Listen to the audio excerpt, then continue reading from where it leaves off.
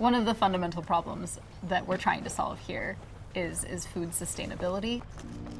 For the past few decades, aquaculture has taken up more and more of a share of the seafood market. So the thing that we're trying to do is provide resources and support so that local aquaculture farms that are trying to do sustainable shellfish farming are able to do that at a bigger scale. On our farm, we have a field of over 2,000 bags filled with oysters. And these bags that float on the surface get covered in biofouling all the time. And so what happens is they need to be flipped over every 1 to 2 weeks to stop that fouling from reducing flow to the oysters inside the bags. So the process of flipping over the bags is extremely inefficient and ergonomically difficult for humans.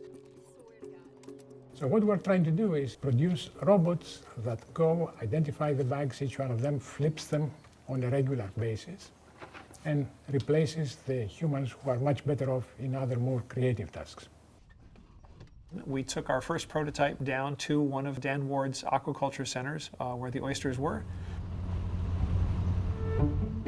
Right now we're at the beginning of the autonomous portion of the project. Look at it go! Look at it go! This is so exciting. We are starting to collect video and still images of the oyster farm for a vision system.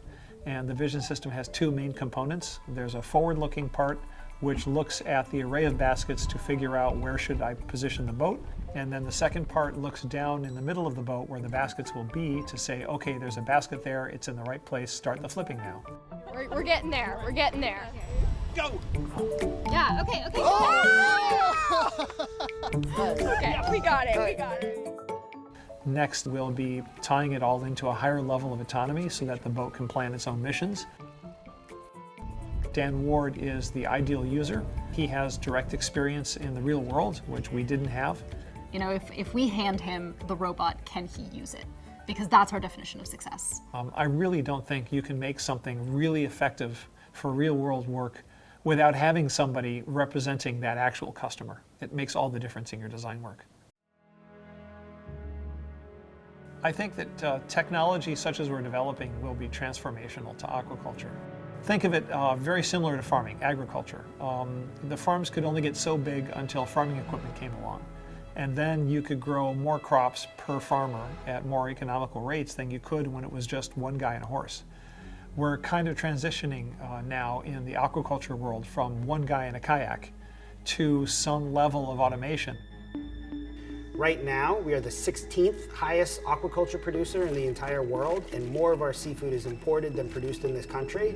And I believe we can change that, but we can't change that with the techniques that we use today. So it's only through generating meaningful research that we'll be able to advance the industry to the point where I believe it should be.